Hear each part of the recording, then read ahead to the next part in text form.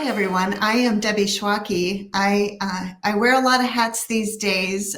In this capacity, I'll be talking from a couple of seats, a fractional CMO, and I do host a community of professionals in career transitions. So that's where my input is going to come from today.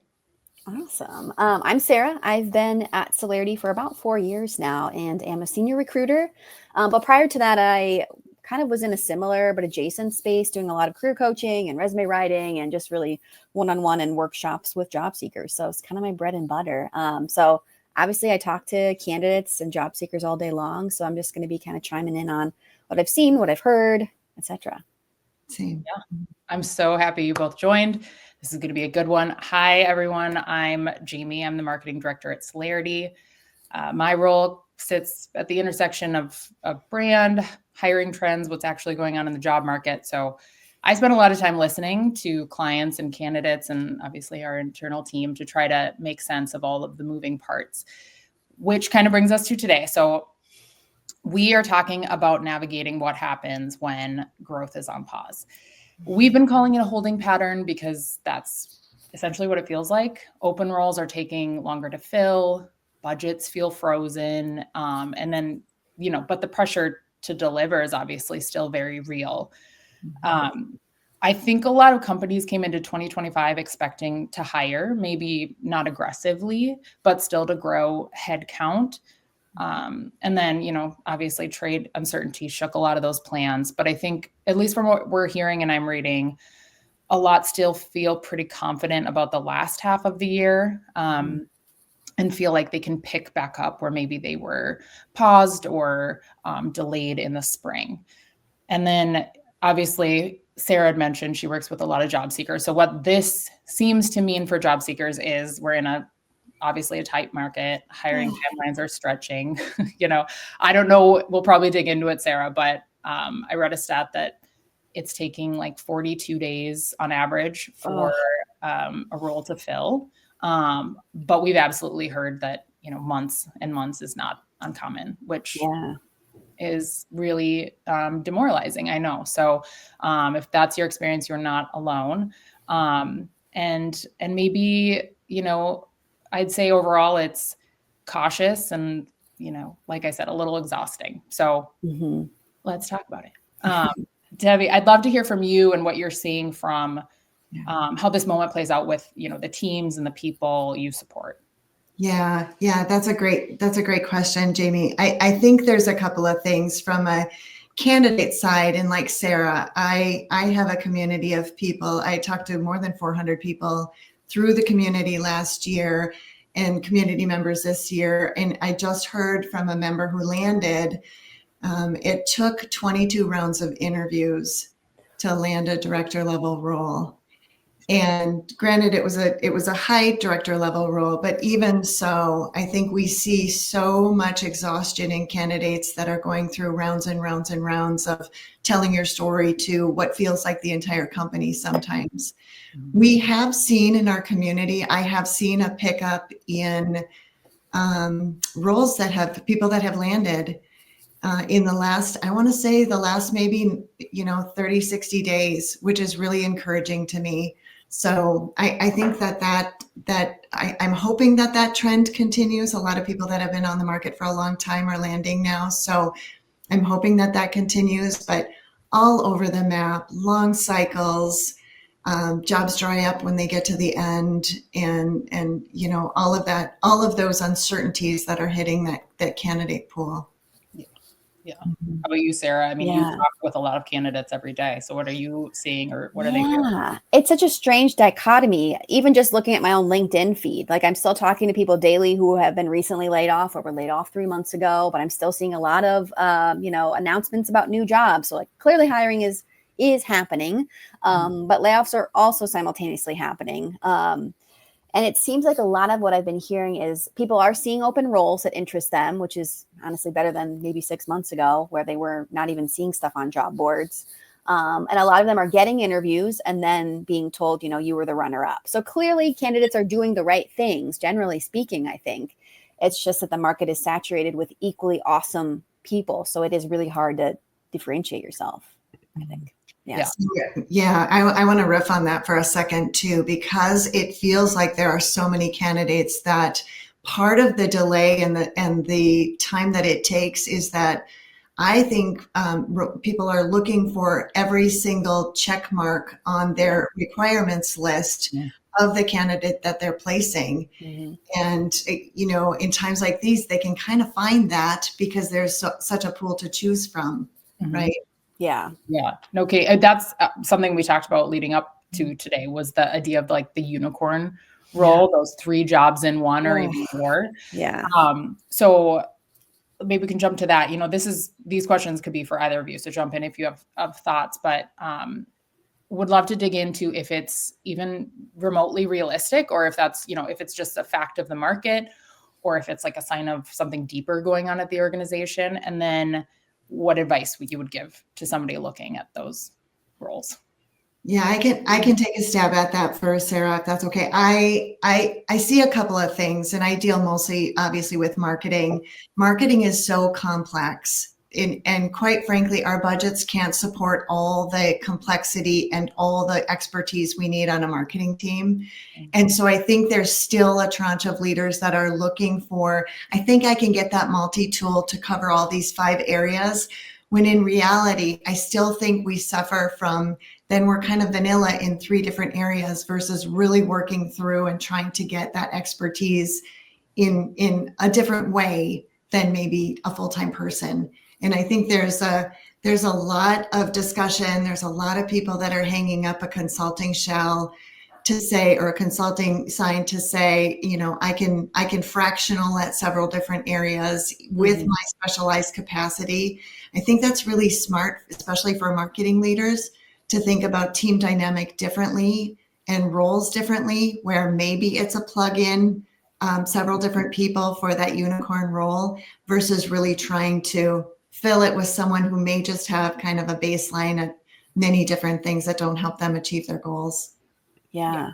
I would think too, as a candidate, like I was talking to someone at an event maybe last week who was interviewing for this communications role, and they were asking her about her graphic design skill. She's like, I'm not a graphic designer. I'm not going to do a good job, nor do I want to be a graphic designer. So I almost feel like that's not setting you up to succeed. Even if you did get that job, you're going to let them down because you're not a graphic designer. So it's, I don't know. And it's hard, I think for us, being able to talk to clients, like we've got our account managers and I sit down on some of those conversations, being able to, if we can kind of nudge them towards like maybe that graphic designer need is 10 hours a week. And so that could be something that you freelance outsource so that this communications person can really thrive in what they do best. So it's weird. Yeah, no, I think that's huge. That's another thing I think would be really interesting to chat through is like that freelancer bench as maybe another tool or like a stopgap. Like what, maybe Debbie, with your experience as a fractional CMO, are you using freelancers more now? Like how are you engaging with them and what would you recommend? Yeah, Jamie, I look at resource planning different than I probably ever have because you just don't have unlimited budget for that big team that you used to anymore. So really you have to look toward what's the outcome that you're trying to achieve in your strategy and what specialty do you need to fill that in? And I take that in several different layers. Is it a full-time need? Is it a part-time need? If it's a part-time need, is that a person on my team? Is that a consultant, a contractor, an agency, a freelancer of some sort? Or can technology plug this in? I mean, we can't look past some of the technology that's supporting our teams right now. Dare we say AI, right? Yeah. So I think you have to really take a big step back from your plan and be more, maybe more intentional about continually looking at that as a cycle where that's the way I look at it. You have to look at it as a cycle. What do I need now? How am I going to fill those roles now? And if not a long-term full-time person, I have to think about filling that specialty differently. Mm-hmm. Yeah. Yeah. I think, obviously we're just one company, but we just took stock of like where we are in 2025 and we've seen those contract to hire roles grow. I think it was exclusively our entry roles were only contract roles. So it seems then mid level were mixed but lean towards contract, and it seems like companies are keeping those permanent roles for more, strategic leadership roles.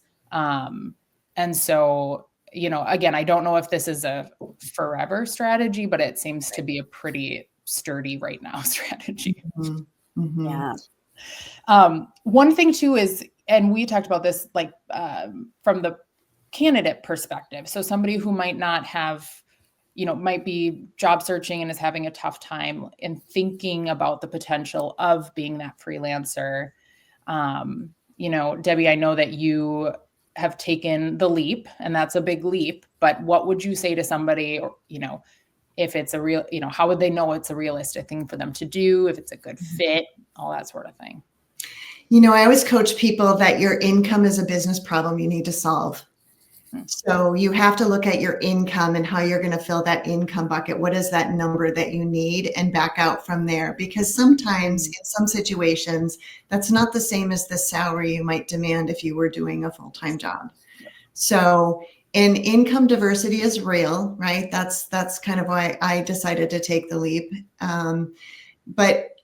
But also breaking it down, you have to think of yourself as a freelancer, as a solution to a problem someone has to solve.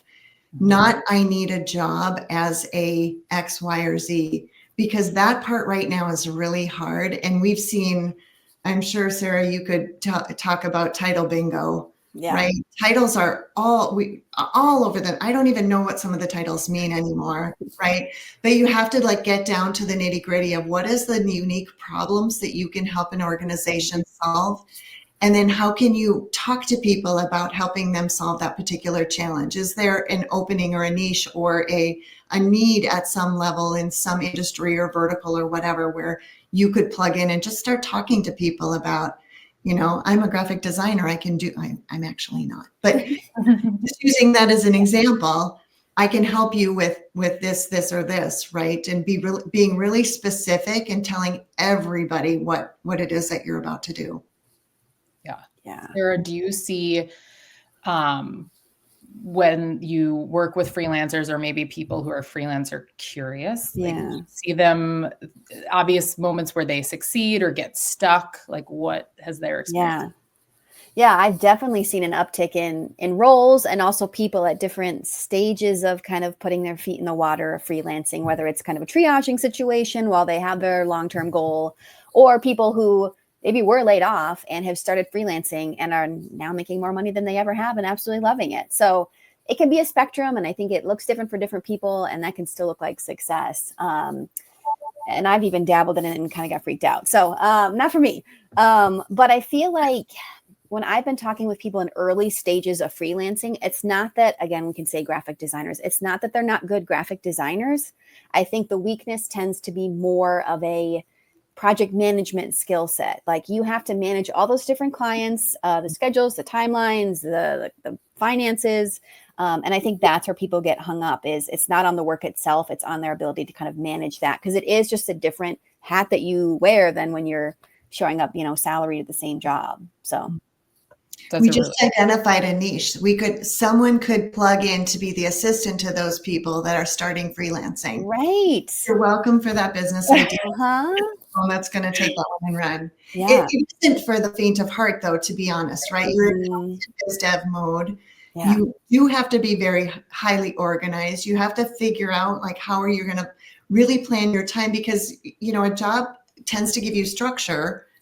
And now you have to give yourself that structure, and you have to plan your day accordingly. Yeah. But then, there's the opposite side of that. I don't think it's for everyone, but it might be for more people than you've thought of before. And Jamie, you mentioned something interesting that I think is important to point out. You see a lot more contract to hire roles or contract roles.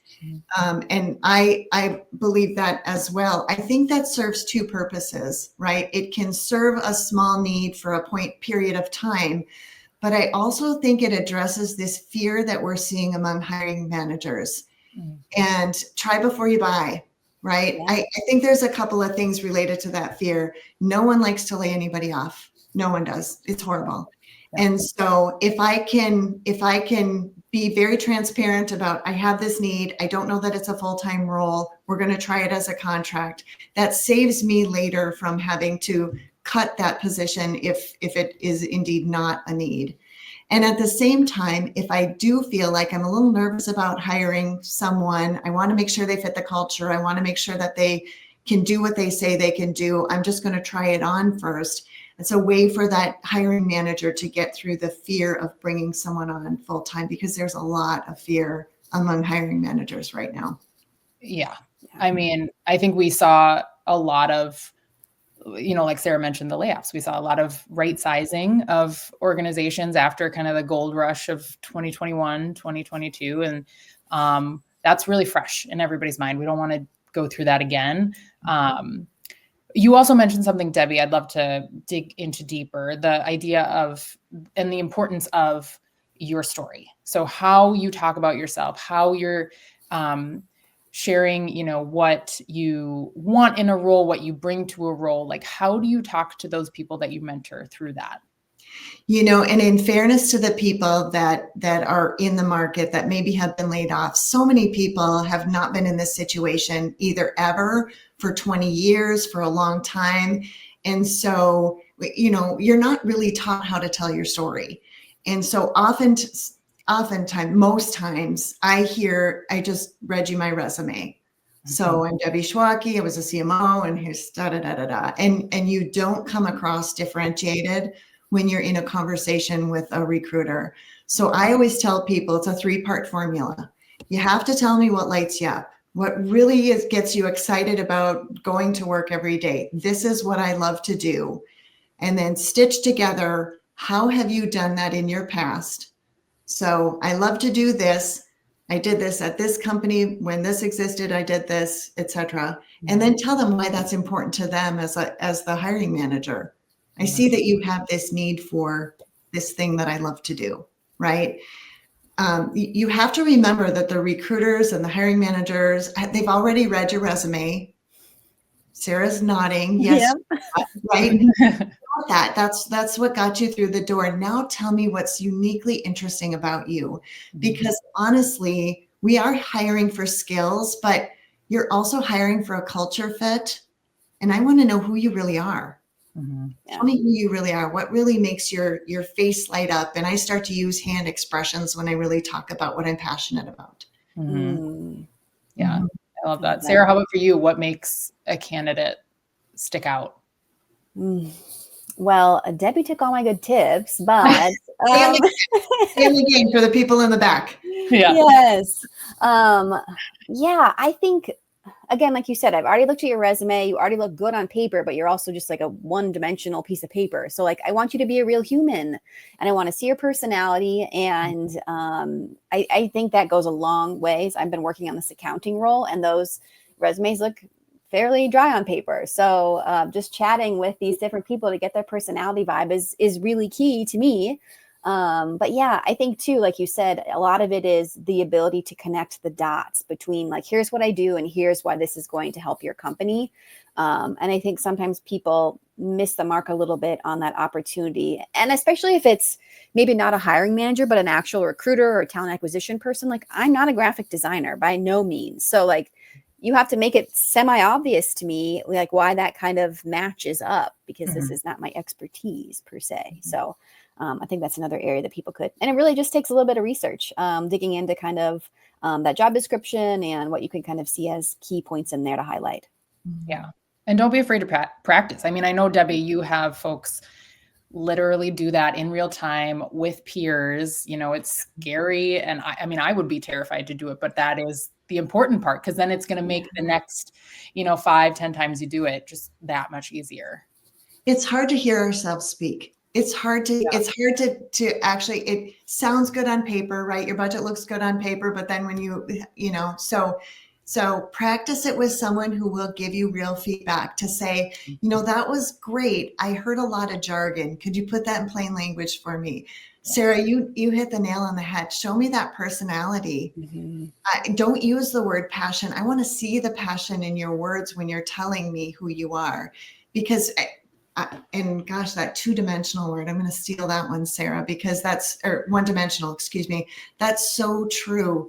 And employers want you to bring something to the table, which is 90% your personality and probably 10% your experience. That's probably not completely true. Some ratio in there. Yeah, for sure. Yeah. Kind of springboarding off of that, as for a hiring manager or a leader who is maybe in that process of hopefully not 22 interviews, my gosh, but some amount, or maybe at the beginning stages of hiring, what might you both, I suppose, recommend people say to candidates to keep them warm when maybe there's not like a timeline to share, or they genuinely don't have an update? Should you be in constant contact or some form of contact with folks? And then what can you share? Like, how do you bring the human to that conversation? This is the most difficult part of the community that I work with, because they're humans and they're waiting for an answer and their livelihood is depending on it and all those things. And I get at the same time, it's hard to give people bad news.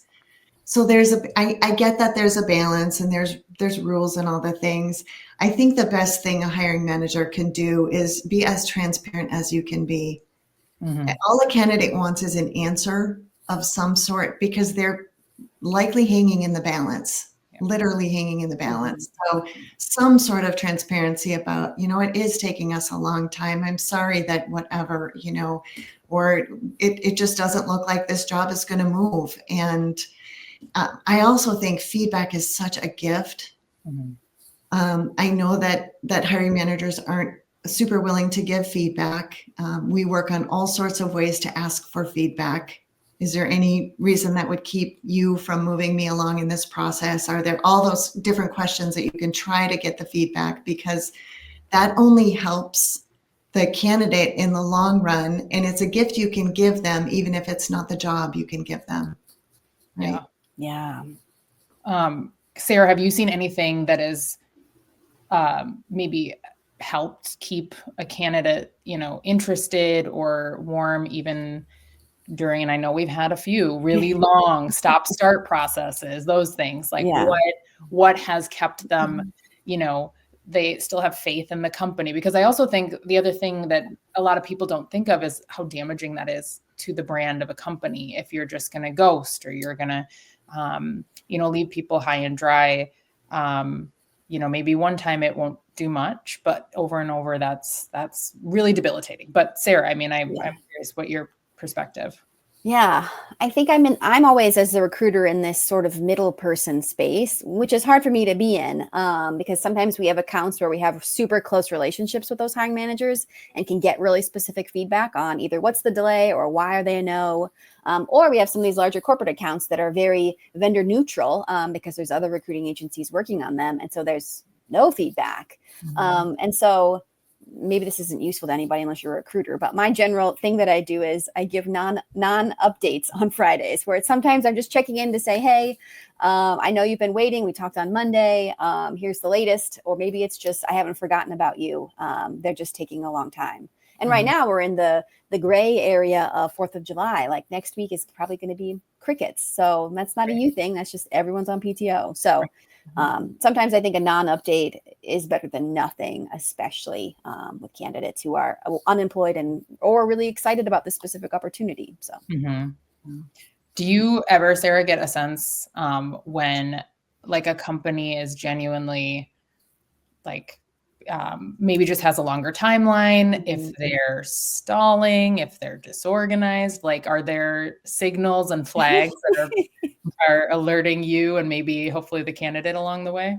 Yeah, I think there are. And that tends to fall a little bit more on Connor, one of our account managers here, because he's a little more client facing. And that's one thing that both him and I really try to press the clients on is like, what is your timeline typically? It's just to be able to paint as much of a picture as we can for those candidates. Because some of them are one interview and done, and they're super quick, and that's always been their pacing, which is great. And then there are some who have always had a long process. There's personality assessments, etc. Or maybe they need to hire this person so bad they're so busy kind of triaging that role that they're slow. So I usually try to be as transparent as I can with candidates and try to get as much out of those clients as I can as well for that process to be a little bit better. Yeah, no kidding. Yeah. For both of you, when maybe the green light is there and people, hiring managers or leaders can hire, or, if that's in Q3 or the latter half of the year, like what, Debbie, do you think they could do right now to set themselves up for that moment so that they're faster and making better decisions when it does come time to hire? A couple things. I know you guys do a lot of coaching of hiring managers to help them narrow down what the job they really need is. I think that's really important to figure out. Try to avoid the unicorn syndrome. Try to really figure out what it is you need and need to fill. And it's just like candidates, your network has to be strong. Mm-hmm. And I know we all agree on this call that networking is your best tool right now. A lot of people that are in the job market have not been in the job market have let their network go. Mm-hmm. And so now they come into this rebuilding. I think that's the same for hiring managers. So I always have a slew of people that I could ask for, are you looking for a role? Mm-hmm. I know your work history. Like I know people that I would love to hire. Mm-hmm. Literally everyone in my community, all 200 of them right now, I would hire in a heartbeat. Yeah. And so I think that have that pool of people ready so that when you can make the move and are ready to make the move, you've got, something to choose from and what you're selecting. Mm-hmm. Yeah. Yeah. Then Sarah, I know you do a lot of work on this. You speak on this topic, but how can then candidates use the quiet time? Yeah. I mean, networking, we can say that till we're blue in the face. It truly is the best use of your time. Whether you're job searching or not, it's always going to be beneficial. It also keeps you on your toes and your ability to talk about yourself. So I think even just in that sort of self-presentation skills, I think that's really valuable. Going to those events, etc. And not that they're all in person kind of situations, but yeah, I think for a lot of people, again, whether you're job searching or plan to be, which is probably most of us at some point in time, keeping that resume updated, getting feedback on it. I think one thing, this is specific, but people who are in roles that have portfolios really don't keep them updated because I know it's a lot of work. But when a job comes up quickly and your portfolio is 3 years outdated, you're kind of scrambling. So really keeping some of those assets, and even if you're not in a portfolio world, that could even just be a better list of kind of accomplishments and key projects you've done and some of that stuff that you're going to want to pull out of that hat in an interview. So those would be some of my just kind of specific tips I'd give. I love that. Laura had a great question. So building on the two-dimensional front, what advice do you both have for cover letters? Like, what are our thoughts on cover letters? Oh, man. Do people read them? Are they, we do them, I think, right, Sarah? I mean, occasionally. Yeah, I have such conflicting thoughts. And again, I've been in this industry for a long time.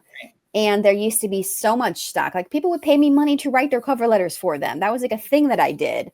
Mm-hmm. Not here, obviously, but yeah, I don't think people read them very much anymore. So I would hesitate to tell anyone to spend any amount of time on it. If anything, it needs to be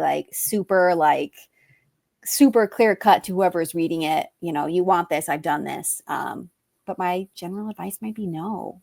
Mm-hmm. Which I almost feel naughty saying, but anyway, what do you think, Debbie? I think your LinkedIn about section has to tell your story. Yeah. I think the cover letter is an attempt by an organization to stitch together the path of your career. Mm-hmm. And so I would say, because that's essentially what you do, here's who I am. So it's just what I said a few minutes ago. Right. Here's what I love to do. Here's what I've done in my past, kind of in a nice little story package. And here's how that applies to you.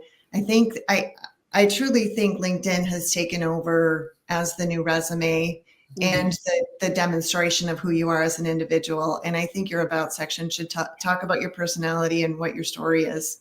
Yeah, So, I agree. I concur wholeheartedly. I want to be very mindful of time. So we are coming up on 30 minutes. We are actually past. So I'll give you guys a chance to say any final thoughts before I wrap us up, to all the wonderful people listening. And like I said, just keep asking questions. We'll follow up in the comments after the event as well. But yeah, final thoughts. Having worked with so many job seekers, it's such a gift to work with people in that situation, especially when they're in need, having been laid off or what have you. And so I would just invite people to join the community if they need that help. You've both been and have seen kind of the magic and the inspiration that happens when you're among people in similar situations. And that becomes your network to help you with all of these questions. You can get some ideas on how have you handled this situation? What would you do if we could have another whole LinkedIn Live if an employer asks you to do work before you or during the interview process, like all of those things, you can get a lot of advice from people in your network. So lean in. Yeah. I think my very specific tip would be if you're talking with agency recruiters, which is what I am, and what we do at Celarity, we talk to so many people in a week and sometimes forget about you, even if you're really awesome. So I would tell people probably checking in like every 2 weeks or so, just a quick email. Hey, Sarah, graphic designer, local to Twin Cities. We chatted a few weeks ago. Want to see if anything's come up. Never bothers me. Sometimes my answer is no. And sometimes it's like, oh my gosh, thank you for like pinging me on this. We just got a new role in. So I would encourage you to, not too often, but like maybe every 2 weeks, check in with your local recruiters because we do want to keep an eye on you and keep track and talk to good candidates. So don't feel bad doing that. Yeah. And across the board, the worst anyone can do is say no. And that's not that bad. Thank you so much to everyone who joined. Thank you to Debbie and Sarah. You guys are amazing. And thanks for sharing your time and insights. We will be sharing a recap soon. So everybody keep an eye out for that. And then obviously if something came up today that you want to dig into deeper or made you think of anything, send us a message, reach out to any one of us. We always love a good conversation. So thank you again, Debbie and Sarah. Thank you, everyone. We'll see you next time. Sweet. See you.